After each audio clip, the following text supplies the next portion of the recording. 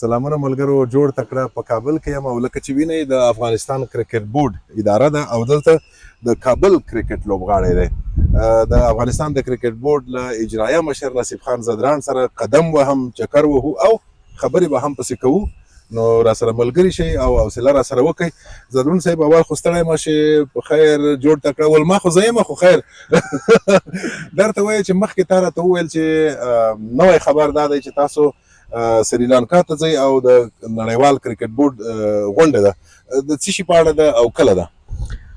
ډېره مننه افسر ډېره مننه تڼۍ صاحب، ښه راغلاست درته وایم، هر کله راشئ. نو دا یې تا مینه وه چې هر ځای ته ځان راورسوي. مینه خو مو له لرې کوله که نه؟ نه موږ نورو ځایو کې هم لیدلی یې چې لوبغاړو ته یې موږ ته ځان را رسولی دی. موږ انشاءالله په 18 تاریخ سریلانکا ته سفر دی، هلته د کرکټ د نړیوالې شورا مجلس دی، کلنۍ غونډه یې ده. نو افغانستان ته یو څه په دې مهمه ده چې موږ د تېر یو نیم کال راهیسې د مختلفو بورډونو سره په رابطه کوو. بعضې هغه لوبې دي چې د لوبو د 4-5 کلن پلان چې UFTP ورته وي، په هغه کې موږ مخکې اعلان کړي. د دې مجلس نه به انشاءالله هغه تر چمپیون ټرافي پورې د روان کال جنوري فبروري کې به ترسره کېږي. تر هغه پورې به موږ ډېرې لوبې معلومې شي او په دې کې کیدای شي 1-2 داسې نوي هېوادونه وي چې دې نه مخکې افغانستان لوبې نه وي ورسره کړي. لکه کوم مثلا نه معلومېږي؟ نو دا ویل د وخته مخکې وي، ځکه چې رسمي ته فکر کوې تکړهونه به وي که داسې تکړهونه دي؟ یو بالکل تکړهونه دي، او دا انتخاب موږ خپله کړی دی چې موږ کولی شو چې د یو کمزورو لوبډلو سره هم لوبې برابره کړو. خو تېر 1-2 کاله موږ د تکړه لوبډلو سره لوبې کړي. تکړه اوسه چې ته لوبې کوې، تا به خوږوي هم، پخېږې به هم، خپلې نیمګړتیاوې به هم در معلومېږي او ته به پخېږې هم او بېرته داسې نتیجې به هم راځي لکه تېر نړیوال جام کې چې تاسو ولیدلې. نو ورته تیار خو یې انشاءالله؟ ما خو چې ځینو سره خبرې وکړې، د انګریزانو خبره فټنس یې روان و، دوی خو معلومیږي چې تکړه دي، خو تاسو مشرتابه څومره ورته تیار یې؟ موږ لکه تېر کال تاسو ولیدل، موږ د هند سره سیالۍ وکړې، د پاکستان سره په کال کې 2 سیریزونه وکړل، د سریلانکا سره هم وکړو، د بنګلادیش سره. موږ غواړو چې د دې نه مخته د نورو لوبډلو سره یې وکړو او دې ته موږ لوبغاړي دا وړتیا لري، لکه تېر نړیوال جام کې استرالیا او نیوزیلینډ او بنګلادیش غوندې لوبډلې ماته کړې.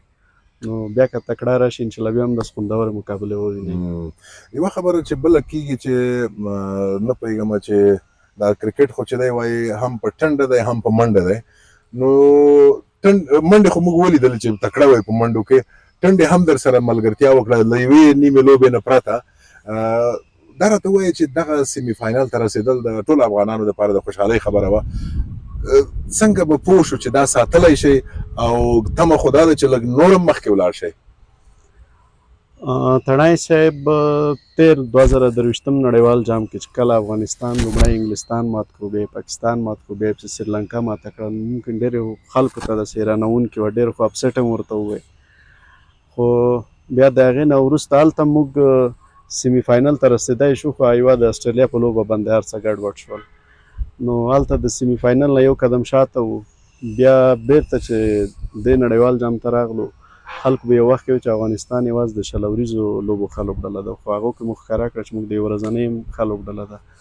دې شل اوریزو کې تر سیمي فاینل ورسېدو.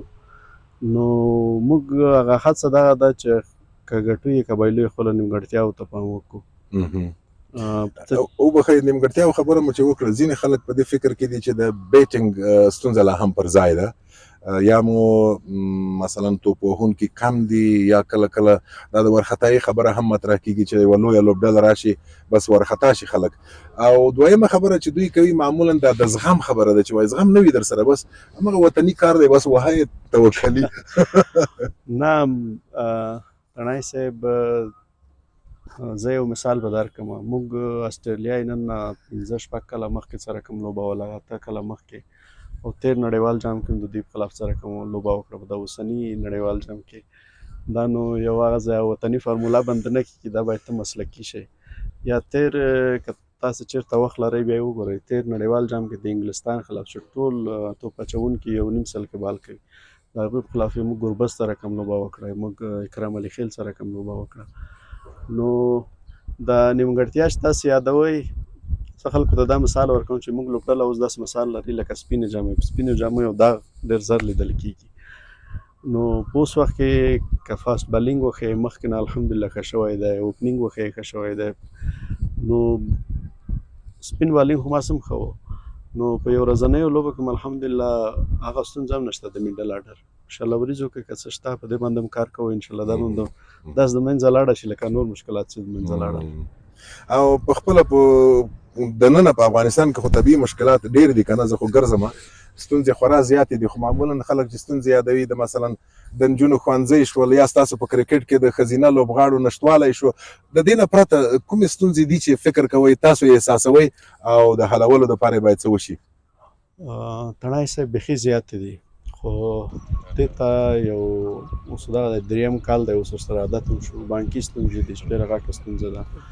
موږ که چاته پیسې لږ هم نه شو لېږلی او که بېرته یې راغواړو نو راغوښتلو کې مشکل دی نن موږ بعضو لوبغاړو ته په اماراتو کې بانکي حسابونه جوړ کړي دي دوی ته هلته پیسې ورکړو په اماراتو کې هم خپل بانکي اکاونټ جوړ کړی دی ډېرې ستونزې په دې حالو بعضې داسې لکه سیاسي برخورد را سره کېږي تاسې بعضې لوبډلې وینئ چې اعلانوي چې موږ افغانستان سره لوبو کې مشکلات لرو یا بعضې هېوادو ته چې موږ ځو اوس دا موږ لوبډله ویسټ انډیز ته لېږله تقریبا 4 میاشتې مخکې موږ ویزې ورته اپلای کړې وې نو دا رقم سیاسي یا سفري یا بانکي مشکلات چې دي هغو سره موږ مخ وو تر اوسه هغو سره عادت شوي یو لار هم پیدا کړي دي نو دغه یو څه دي نور ورته ورخطا نه یو انشاءالله ورغاړو ډېره مننه خو دا ستونزې خو نو ستاسو مشرانو ته متوجه دي او مشران حتما په دې پوهېږي چې دغه ستونزو ته د حل لارې پیدا کړي نور نو معلومیږي چې خلک مو خوشحال کړل په د نړۍ په لاروبر کې او په دې هیله چې دا خوشحالي همداسې د افغانانو دوام وکړي